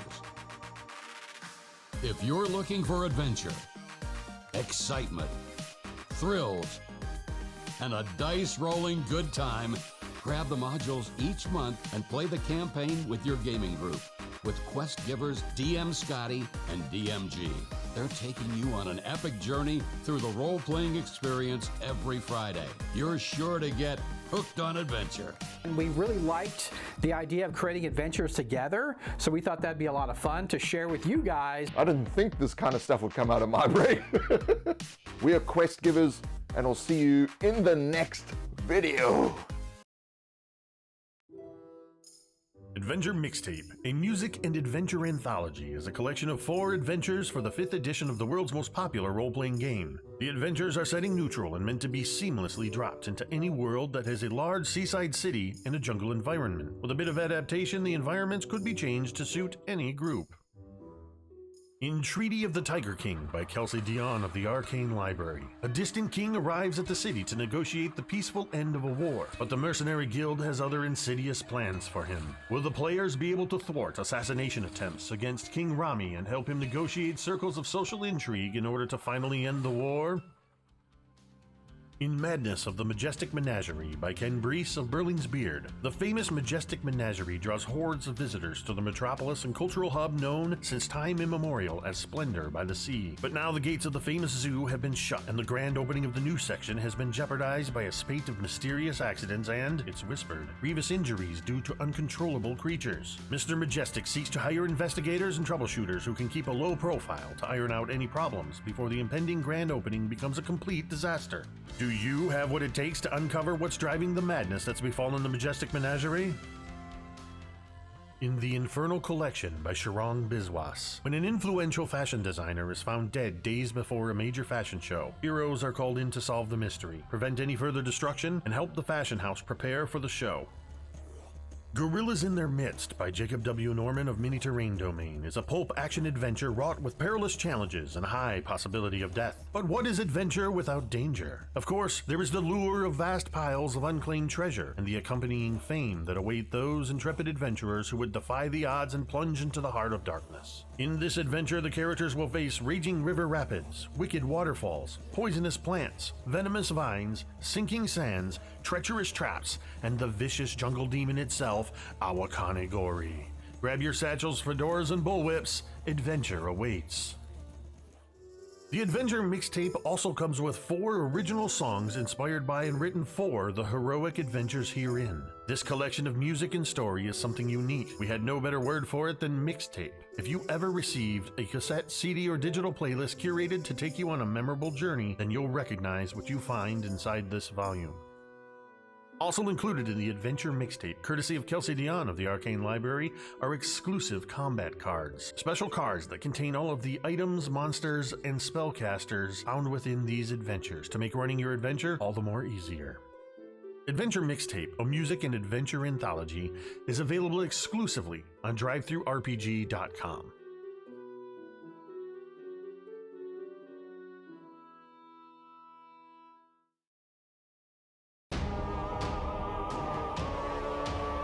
Cryforth, once home to the most wondrous kingdom the world had ever known, blasted to nothing in just a fortnight. It is here that the fiends of hell walk among us. It is here where all things die. Welcome to Cryforth. Demon invaders roam the landscape and have conquered all. The world is a ravaged and wrathful wasteland, where the old world lies buried beneath the blood and sand with its gods and its secrets. Water is fought over with blood and steel. Compatible with the 5th edition of the world's oldest fantasy role-playing game, this book contains all new character creation options, including all of the familiar classes with new aspects befitting the ravaged wastelands of Cryforth, along with new backgrounds, subclasses, spells, feats, and so much more. New races will allow you to play as the cursed Asche elves, the forsaken humans, the primordial incarnate, the proud orcs, the reptilian Suri, or the infernal-blooded tieflings. New game mechanics such as blood, grit, and effort give your games an intense focus on lethality and survival. Numerous role tables full of ideas to help bring your games to life. Featuring incredible thematic art by Brandish Gilhelm of Runehammer Games, as well as Lloyd Collins. The people of Cryforth are not heroes. In Cryforth it is courage just to survive. Will you rise to face the tide of demons, or will you succumb to the hostile elements?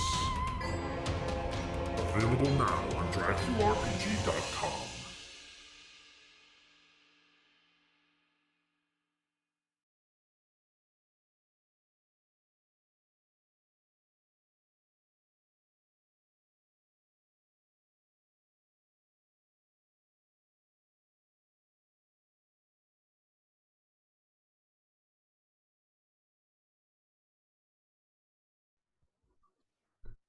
And we're back. Hi everyone. Boy, wasn't that a bullet everyone dodged, huh? That was just such a thing that happened. I wouldn't retcon it for anything. But anyway, So 15, 20 minutes had gone by. Six and Asche, your things have been returned to you, and you are now all in the courtroom. Fenris is brought in manacles, both foot manacles and arm manacles, so he kind of shuffles in and stands there. Magister Barch sits there and goes, "Well, Mr. Stormcastle, I have it on good authority that there is a stone, a magical stone, that leads to something that belongs to the city of Waterdeep. Is that true?" I just give him one of these looks like, yeah, just go ahead. It's okay.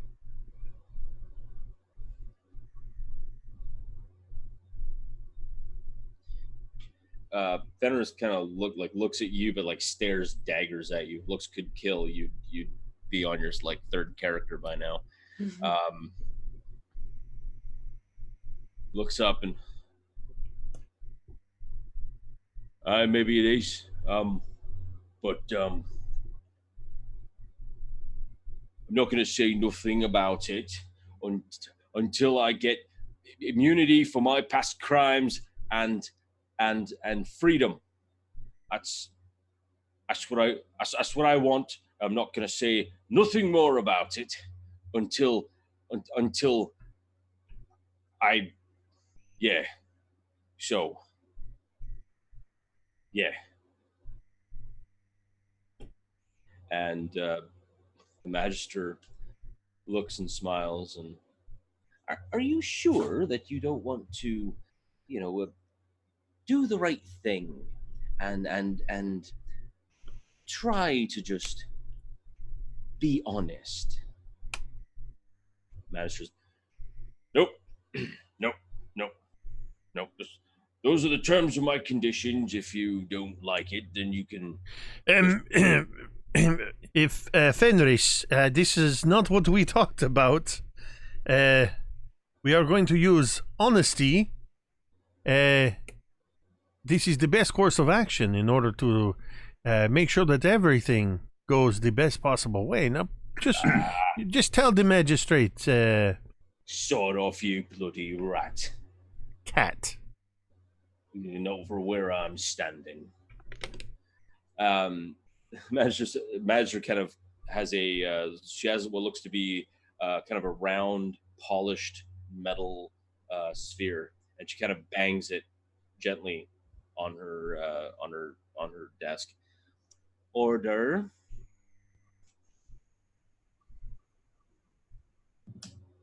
I need.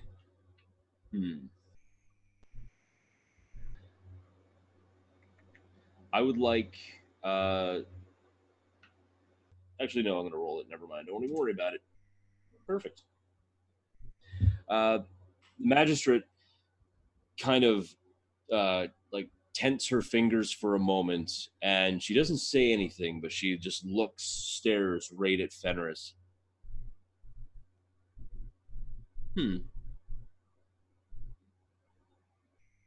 All right. Well, Mr. Stormcastle, if you wish to keep that secret with you to your grave, and believe me, your grave will be coming soon, that is fine by the court of Waterdeep. Guard, if you would kindly take Mr. Stormcastle back down and perhaps give him a bit of a shower as well. It's starting to smell. And you hear him like grumbling. I'm not asking for much. And he gets dragged off away. All right, four of you, come on, come. Close. And right now it's just the magistrate and you four. And she has you approaching the bench. Would Anna be able to make an insight check during all of this, just kind of observing, to see the Magister's reaction to to hearing about the Stone of Golar and to seeing Fenris, like if there was any sort of recognition or prior knowledge? It's kind Sure. of Yeah, go for it. Yeah, make me an insight check. I like it.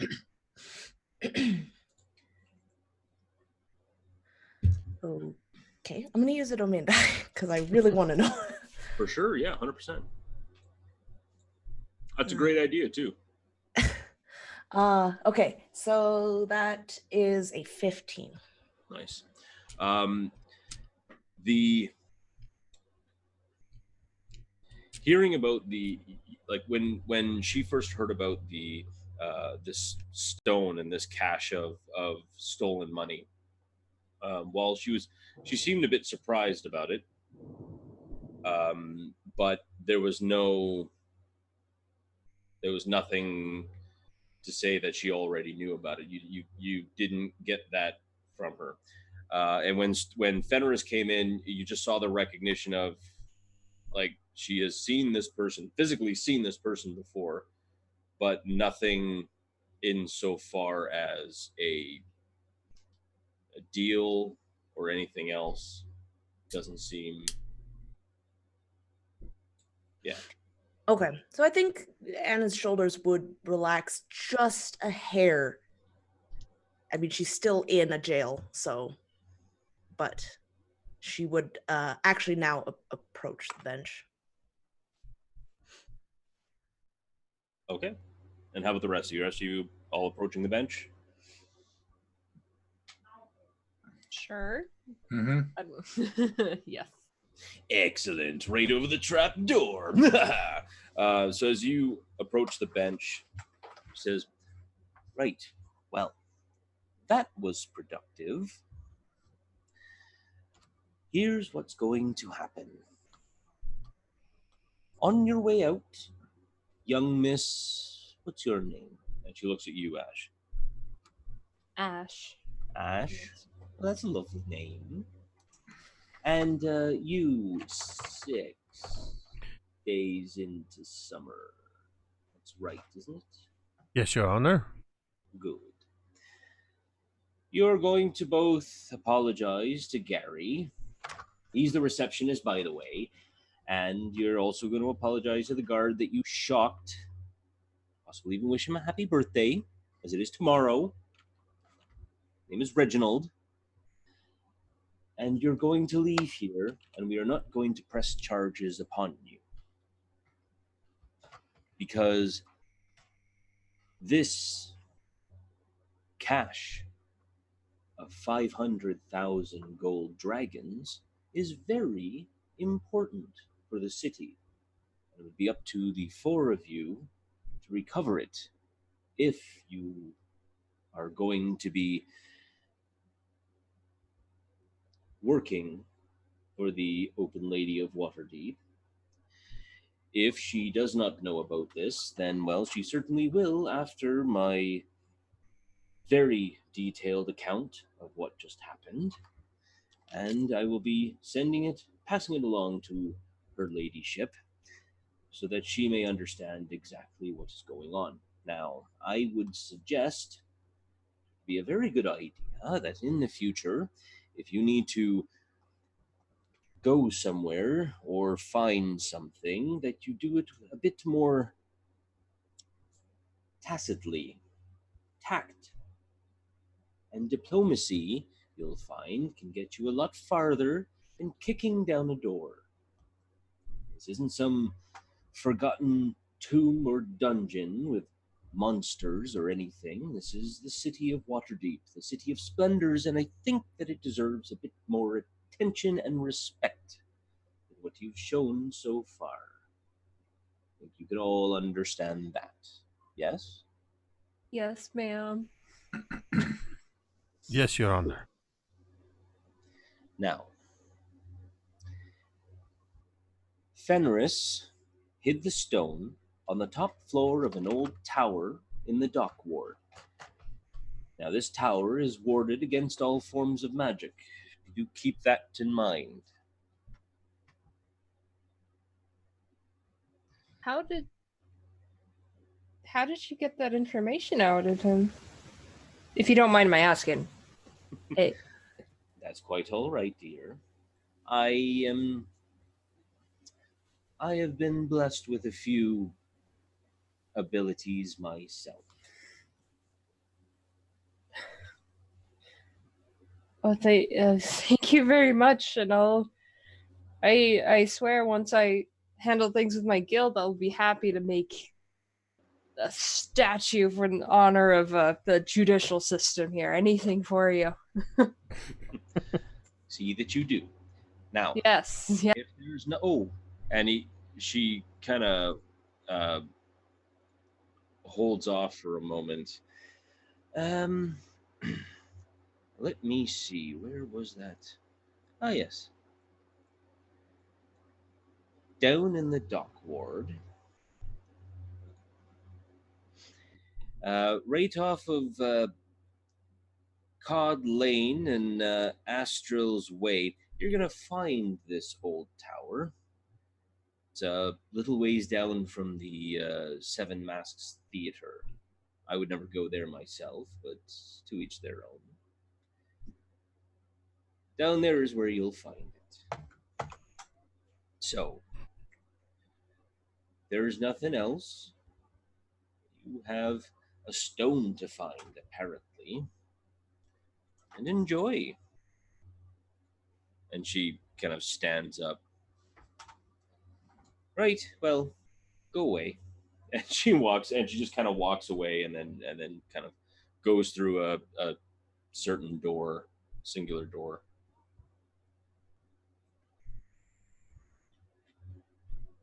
Well, that was something. I just turn around and start walking out. Not even. Yeah, Anna just kind of goes to say something, and then just a look of just utter confusion follows Bevyn.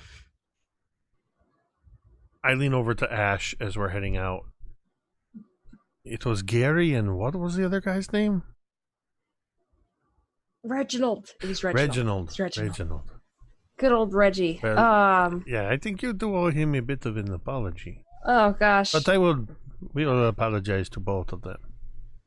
I'm so sorry I messed it. I mean, we should have just asked, like she said, but I didn't know that spell. That's a really cool spell. Could you maybe you could teach it to me?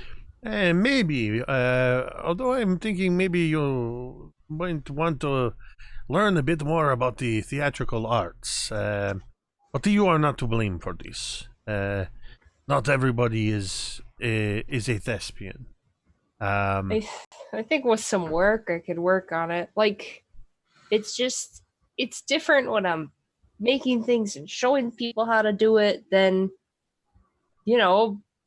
here, being in a jail and having to, I don't know. I wasn't as prepared as I thought I was. Well, you want to know a secret? I wasn't quite as prepared either. But it all worked out in the end. As I told Fenris, I have a way with the words. I am certain that the magistrate, she heard the words I had to say and knew that there was truth in those words. And the reputation of the Harpers carries a bit of weight around here, clearly. Apparently, I had no idea, but I think next time we need information from somebody, I think we should definitely ask first. That Yes. may not be a bad approach. As we pass by the first guard we see, excuse me. The first person you pass by is the receptionist, Gary. As He's staring daggers at you. Boy, is he's does not look happy with you. You must be Gary. Yeah. Twats. Listen, I deserve that. It was never my intention to cause you any sort of harm, physical or otherwise. We were attempting to do something. It got a bit out of hand, and quite frankly, it is entirely my fault, and I would like to make it up to you. You, you are absolutely welcome to attend as an honored guest to the Nobody's Inn and Troll Skull Alley. I am one of the owners and proprietors of this establishment, and we have many fine foods and beverages. And the entertainment's not too bad. Though perhaps you might want to watch out for the thunderous applause. Too soon? Free food. Yeah, free food and free drink. All right, well, apology accepted. Takes a big tabaxi to admit when they're wrong. You have no idea. I look forward to seeing you there. Perhaps I will. Cheers. He goes back to doing some paperwork. And as you guys leave, you pass by the two guards that steeled themselves from stabbing you both in the neck with halberds. Asche, I think I'll let you take this one. Yes. Sirs, we're deeply sorry. We did not understand our situation or what we were doing. And please let us make it up to you. I am an artisan, and I know I can. Well, I hope it's something to you. I'd be happy to make you some dinner sets or some sculptures or something to make it better, especially for your birthday, right, Reginald? I'm so sorry to do that. So I'm sure it stings. I can mend any of your armor if you need to. I would like a new clay mug. I absolutely do that. Mine broke last week here.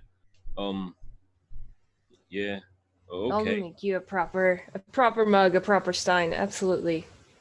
Well, that'd be swell. Thank you. I mean, I guess it was no hard feelings, I suppose. Cheers. Yes, if we meet again, I hope it's on much better terms. Again, I'm so sorry. Stop by the Nobody's Inn on Troll Skull Alley, and I will buy you a drink. Oh, okay. Okay, can he come too? And he points to the other guard, and the guard's like, "No, I don't want to come. No, come on. Can he come too?" Of course, the more the merrier. Great. See that? Free drinks all night. Yes, free drinks all night. All night. I'm going to have at 6. I'm going to have to explain this to Bev. Don't let me forget to tell the Bevyn and Anna.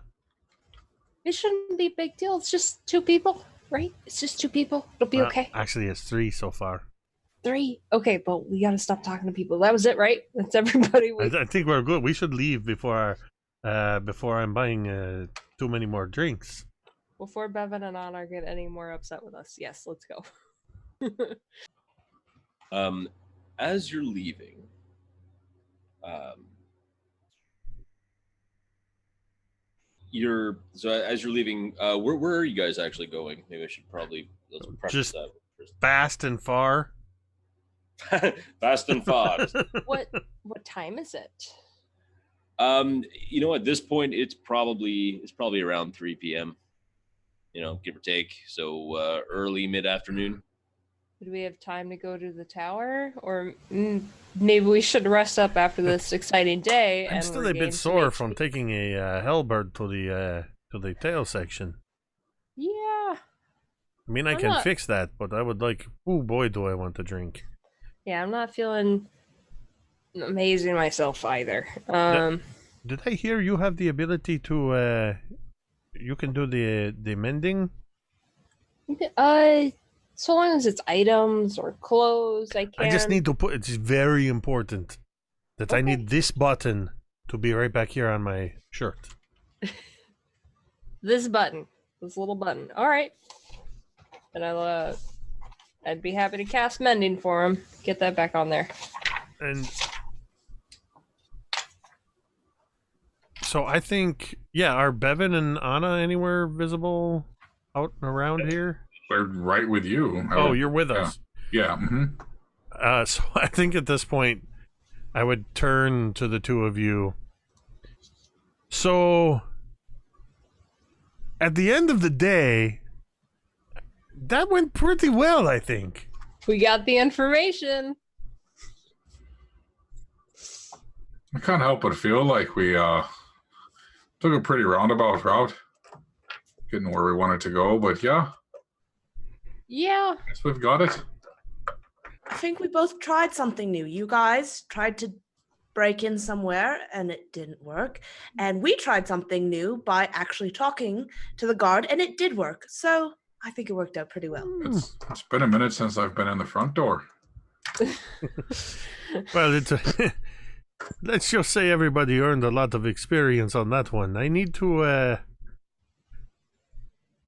I need a drink, and just for no special reason, just want to make sure that we are well stocked on ale and other beverages. Are you saying you want to call it a day? Well, I'm not necessarily saying I want to call it a day, but I would like to at least rest for a short bit before we go after this tower. And I think it would be in my best interest to send a note to Mert. Yes. We should rest, and I'm very excited to go look at the tower, but we do have to pick up that sommelier guy tomorrow, right at noon. What would be, based on where we are, would it be quicker to go back to our inn, or would there be an inn or tavern that's closer in relation to this tower we're looking for?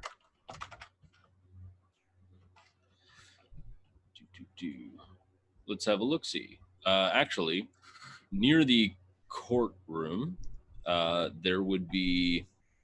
there's two. There's the Dragon's Head Tavern, or the Asp's Strike. Oh boy, that sounds like a place that Bevyn and Anna might like. Isn't an asp a type of snake? Is? An asp? Is. I guess it's better than being called a rat. Also, I have a safe to break into. This is true. So it sounds like we want to go back to the inn. We get some rest, and we can maybe, even if it's just for a short bit, and maybe we go back out a little bit later. When we figure out how we want to attack this tower. But I really, really want to send a note off to. In fact, while we're walking, Ash, do you have a pen? No, but I really need to buy a quill and some ink. Yeah, I don't have anything. Well, I got some charcoal. You can always kind of write with that, right? I mean, it's not fancy. Alright, then we'll wait till we get back. Okay. So yeah, You guys are heading back to the Nobody's Inn. It sounds that way. All right. So it's a bit of a walk, and before we end the session, Anna, you hear something. It's a whisper, but it's coming from like so close that you could swear the person was like right at your ear, and only you hear it. And this is what you hear, and that's where we're gonna end the session for the evening. I do want to clarify: are we ending before, like, while we're here on the street before we get back to the inn? Well, I mean, we're gonna start the next session Okay. with you at the, we're just like, there's a walk, and the walk will be done. Like, you guys will already be in the nobody's in Okay. next session. You guys will have rested. And I just Okay, want to so- clarify that my first order of business will be to send a paper bird to Mert. Basically, maybe leaving out some of the less savory details, but basically saying, so I did a thing, just in case you hear about it. It all worked out in the end. And just basically trying to get ahead of this thing with Mert.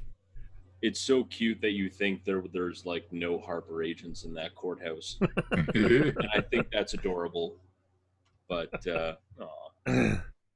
I just feel, whether that's the case or not, I feel it's the best thing. I've already been in trouble with Mert enough. Hey, what's one more time, right? What is one more time? Yeah. Holy crap, I have never been so much the center of so much trouble before. I know it's been a 6 game. Mm-hmm. I don't like this. No. No, for being a bard, I don't like center stage for 6. I'm not gonna lie to you. Actions have consequences. No, crap. Why did you choose to let us off with I feel like it's just a slap on the wrist, you know? Very good question. So, the magistrate could have said, okay, we're just going to throw these guys in jail. We're going to whip them excessively bloody, because the 56 lashes would have been over like the course of several days. Yeah. Because receiving any more than 10 lashes would probably kill you, literally. And you would be healed and then lashed again, and healed and then lashed again. I don't really think we need to get through that. But needless to say, that would have been bad. Now, Yes. she could have done that, and that would have been the end of pretty much everything. Fenris would have been hung by the neck and killed, and no one would ever have known where the Stone of Golor is, that is housing 500,000 gold dragons. And I know on Earth, $500,000 is a lot of money, but Yeah. in Faerun and in Waterdeep, 500,000 gold dragons is a redonkulously astounding amount of money. There are kings, there are emperors that don't have that much money. That's so much money. As a matter of fact, case in point, that's so much money, you could probably buy an entire ward in Waterdeep. You could Dang. own a whole ward. So not just a few homes, but probably a whole ward. And that makes you dangerous. So the magistrate, thinking this, because she's a very smart woman of 70, realizes that if this 500,000 gold dragons isn't returned to the city of Waterdeep, as she's lawful. She is, it's all about the city of Waterdeep. I'm a public servant. It's what I do. It is more important that we get this embezzled money back into the coffers of Waterdeep, because it's for the good of the city, not whipping the crap out of 2 morons and hanging a bandit, a thief. Got it. Okay. So That 6 makes did. more sense. So 6 did save the day with his words by convincing her that it was in the best interest of the city. You saved the day from yourself. I mean, Hey, you could. All We 6 say- needs to know is that Okay, I'll he give you the win. believes. Okay, fine. Take the W. Take the W. Oh, 6, you won the day for you and me. We didn't get our asses whooped, so I'm happy about that. I will say that by today's approximate current value of gold, 500,000 gold pieces is roughly equivalent to $172.5 billion. Oh, wow. Oh my god. And there you go. That Holy is, cow. yeah, that's That puts it in perspective. right. Hot damn. Yeah. All right then. That's Well. I'll take the 0.5 Yeah. billion right now. Yeah. I'll- Exactly. take that. I'll be good with that. You guys can split the 172 billion. I'll just keep the 500 million, and I'm okay with that. Dang. Wait a All minute. right. Wait a minute. What? Yeah, no, that's right. Yeah. I thought there was something wrong in my numbers, but. So Anna, excited for next session? You're a jerk. You shouldn't have ended it there. I can't wait to find out. I want to know. But I'm going to hand it back to Jake, who will take us through the Closing ceremonies. Yeah, that thing. For the next 10 minutes, no. I do believe, if I'm not mistaken, we will be Bevynless next week.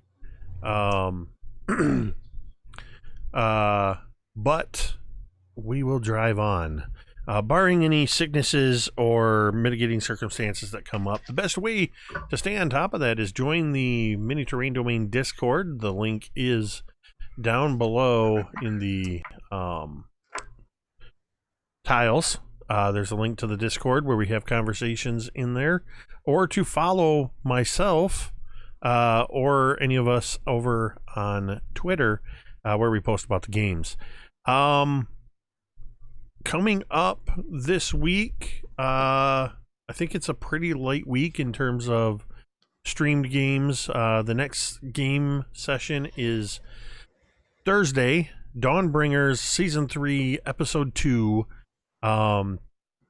as yet unnamed, but it is Dawnbringers, The Ghosts of Saltmarsh for the 3rd season. We had a episode 0 that was kind of downtime activities last session. Megan is a player in that game along with several others, so please tune in at 8:30 p.m. Eastern for that. Tune in on Sunday nights for Jolt of Personality, featuring Megan and Mike along with Connor and Marquise.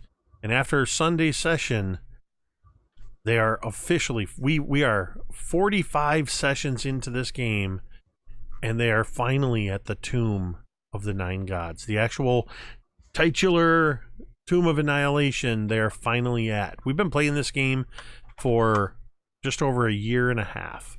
I think for many of us, it's the longest campaign we've been a part of. And then, so lots of great stuff happening on the channel. More things coming in the future. Another new campaign coming at the end of August on Tuesday nights, every other Tuesday night. And I'm just going to tease this because I still have to talk to the DM. But coming up very soon on the 2nd and 4th Wednesday of the month, there will be a special Mini Terrain Domain Presents streaming game right here Wednesday nights at 8:30 Eastern, featuring a DM who is a player in one of the games here, and I'm not a part of it. I'm not even producing it. It is the first official guest streamed game, and you'll want to stay tuned because I forgot I was supposed to talk to him last night after our game. I'm sure Megan heard all about that. Spoiler alert. Stay tuned for more information about that. We're going to go ahead and get out of here. We're going to end this stream the same way we end every... Oh, you know what? I just want to say this. Thank you to everybody who tuned in tonight. I don't want to leave without saying thank you. We genuinely appreciate you in the chat, your conversation, your contributions. Chesic Student, thank you for the 500 bits and the domain die. EverJ for the 15-month resubscription. I think Jason is our 2nd longest subscriber behind what you're looking at. Maybe tied with Megan, actually. I think Megan just resubbed for 15 months recently. So that's awesome. Thank you to everybody who tuned in. And of course, thank you to Mike, our amazing DM, and to Cassie, Dwight, and Megan for being a part of this awesome campaign. Now, we are going to say our goodbyes, and we're going to end the stream the same way we end every stream, and you can say it with me if you want.